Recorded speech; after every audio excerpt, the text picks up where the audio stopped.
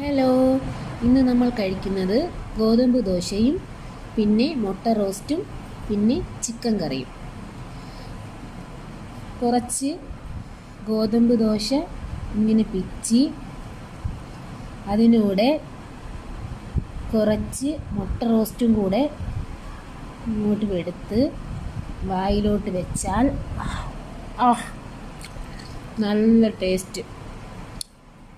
നല്ല ഒരു കോംബോ ആണ് ഗോതമ്പ് ദോശയും മുട്ട റോസ്റ്റും. അത് കഴിഞ്ഞ് കുറച്ചുകൂടി ഗോതമ്പ് ദോശ എടുത്ത് ചിക്കൻ കറിയിൽ ചിക്കൻ്റെ ഒരു പീസ് എടുത്ത് അതിലോട്ട് ഗോതമ്പ് ദോശ എടുത്ത് വെച്ച് ഒന്ന് ചുരുട്ടി വായിലോട്ട് വെച്ചാൽ സൂപ്പർ ടേസ്റ്റ്. നിങ്ങളൊന്ന് ട്രൈ ചെയ്ത് നോക്കുക. ഗോതമ്പ് ദോശയും മുട്ട റോസ്റ്റും അതുപോലെ തന്നെ ചിക്കൻ കറിയും കൂടെ സൂപ്പർ കോമ്പിനേഷനാണ്. എല്ലാവർക്കും ഇഷ്ടപ്പെടും.